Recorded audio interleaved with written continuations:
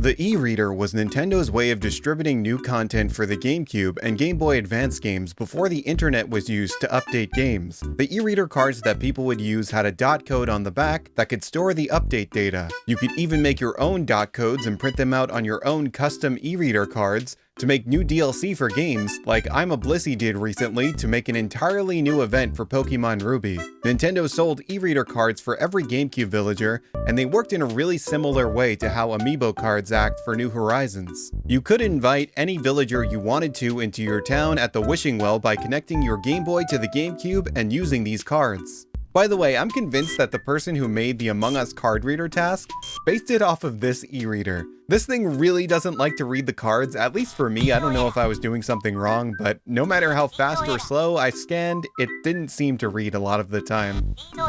Anyway, the reason I'm talking about these e-reader cards is because Nintendo released a whole bunch of special promotional e-reader cards that had new villagers on it that you could only get from these promotional cards. One of these promotional villagers that never made it into any other game after the GameCube version was Shina Biru, who was designed by a manga writer for the weekly Famitsu, Takeyuki Mizushina. The way the card was distributed was through the Famitsu Cube magazine, and this villager was actually based off of a characterized version of himself and even had the same eyebrow split. His manga series Lee Denshi had a very similar character which was popular in Japan at the time. This collaboration was meant to get more players in Japan to play Animal Crossing. But magazines weren't the only way that Nintendo distributed promotional cards. I would say that the most popular promotional villagers were named Meow and Bow, and they had screens for faces and were based off of the Meowlingual and the Bowlingual, which are cat and dog language translators. Rather than a magazine this time, the e-reader cards for Meow and Bow were bundled exclusively with the Takara Animal Crossing figurine sets. In addition to making toys, the company Takara is also responsible for making the cat and dog translators, which is how these two villagers ended up in the game. Although, in my opinion, the pet translators aren't really practical. How do I know this? Well, I bought one off of eBay out of curiosity. The villagers in the game have the same expressions as the actual translator, which is pretty cool. But if you're wondering how well it works, I do have a cat named Wilson to try the Meowlingual with.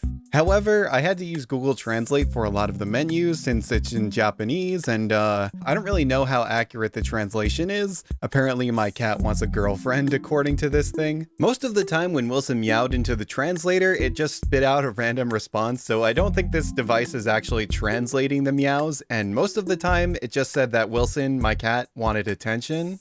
Speaking of wanting attention, look at him sprawled out right now.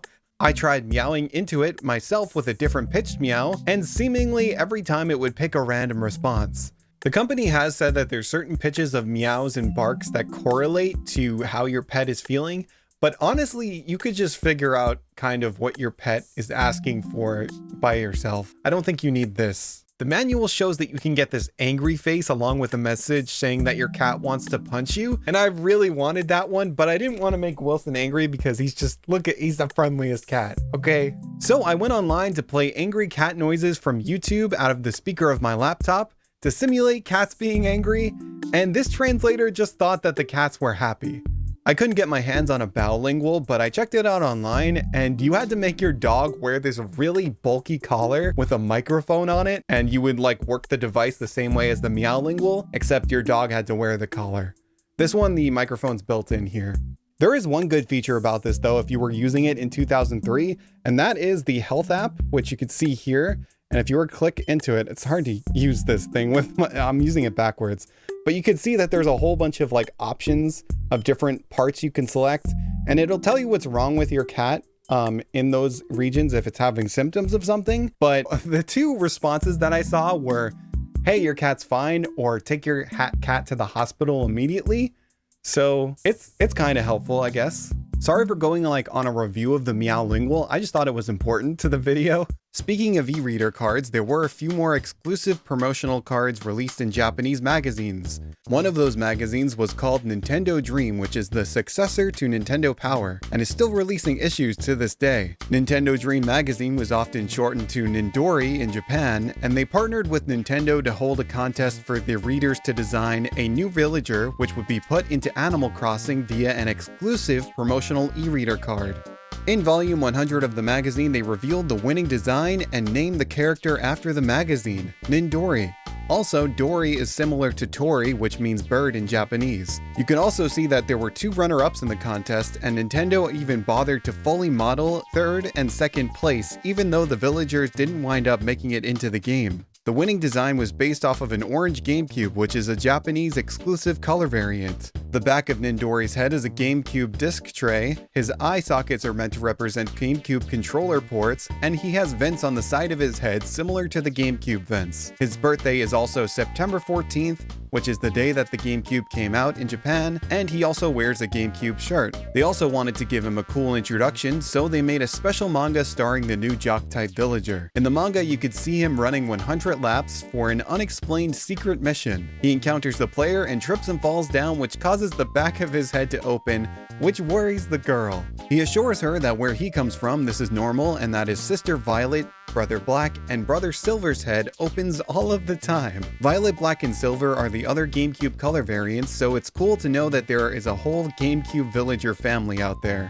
Nindori replies with, "We were all just born." Then he reveals his secret mission to the player, which he got from a letter from the editor-in-chief of the magazine, and the letter said that he was to act as an ambassador from his village, moving into the player's town, and spreading the message, "Follow your original ideas and dreams." This message ties into the fact that this was an original design made by a fan of Animal Crossing, and now he's in the game. His catchphrase also roughly translates to writing solo or doing things his own way. But this isn't where Nindori's story ends. He was also made into the magazine's official mascot and is still used to this day.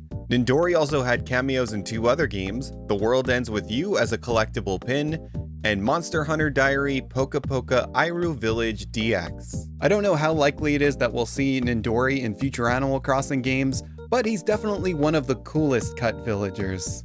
Okay, let's just talk about normal villagers that weren't promotional. In the E+ GameCube game that was exclusive to Japan, they also added Ike's son named Poko. We know this because on the Japanese e-reader card, it's stated that he's Ike's son. This is really unusual because other than kangaroo villagers who carry their children in pouches, we don't really get to hear about any of the villagers' family too much. It's also probably weird that Ike's son owns his own house, so after this game they removed Ike's son and he's never been seen again. It's kind of sad actually, and I think we need an update from Nintendo. Sunny is another villager who only appears in the Japanese version of the game, and the removal of her is interesting because she was on the cover of the King KK album in the game. So what Nintendo did in this situation is they removed her from the cover and replaced her with Lily, which is interesting because it shows that the removal of her was deliberate. Maybe Sunny's design was too generic, maybe Sunny was just sent to the void for no reason. It's hard to say why Sunny got removed from the series, but I hope she makes a return because I really like her design actually. Speaking of villagers who got removed from album covers, Woolio is a jock sheep villager who was on the album cover of KK Parade. He was removed and replaced by Frida. As to why Woolio was removed, I have no idea. Woolio is one of the coolest designs that got cut, and I'd really like to see him in a future game. Most of the villagers don't really have a confirmed reason for being removed, but speculation is always fun, so I'm gonna try to give you a reasonable reason for these next few villagers. But sometimes villagers can be cut for no reason at all, so take what I say with a grain of salt. Hambo is a villager speculated to be based off of Rambo, and you could even see that he sports the same headband that Rambo does. Kit is a squirrel villager that they removed as well, and many have speculated that it's because his design is possibly based off of Conker's design from Conker's Bad Fur Day. However, keep in mind Conker's Bad Fur Day was released before this game came out, so probably not, but it could be possible. The reason that people might think this is because Conker was featured in an earlier Nintendo game, Diddy Kong Racing, and originally Conker was made as a kid's game, but changed into an adult game later. Weldon was a cow villager, and people speculate that he was removed because his name kind of sounds like a shortened version of Well Done. We've seen examples of Nintendo trying to get away from the idea that villagers can be eaten and cooked, and another example of them removing something like that is they changed the Turkey Day event from the player helping Franklin escape the mayor who wanted to catch and cook him and implied eat him, to the player helping Franklin cook dinner for the whole town in New Leaf. There are a few collaboration villagers that also got removed, such as Medley from Wind Waker, Wolflink from Twilight Princess, and Ganon from The Legend of Zelda. By the way, I love Ganon's entrance here. He thinks he's been like reincarnated into Hyrule again, but nope, just Animal Crossing. CC and Vici, who were based off of the idols from Splatoon, and Inkwell, who was also based off of Splatoon. To get the collaboration villagers in your town, you would just have to scan their amiibo figure, and they would be in your game. Then there's Holden, who was also removed, and he was a mascot for a glue company named Fuki. Yeah, Nintendo collaborated with a glue company, and they even make cute glue pots based off of Isabelle and KK Slider. Holden's catchphrase is also appropriately glue stick. There are a few more villagers that got removed from the series, but these are the ones that I've personally found interesting and wanted to talk about. Maybe I'll make another follow-up video to talk about some more villagers that got cut from the series, but for now, see ya. Thank you for watching, and if you want to see any of these villagers returned, let me know in the comments.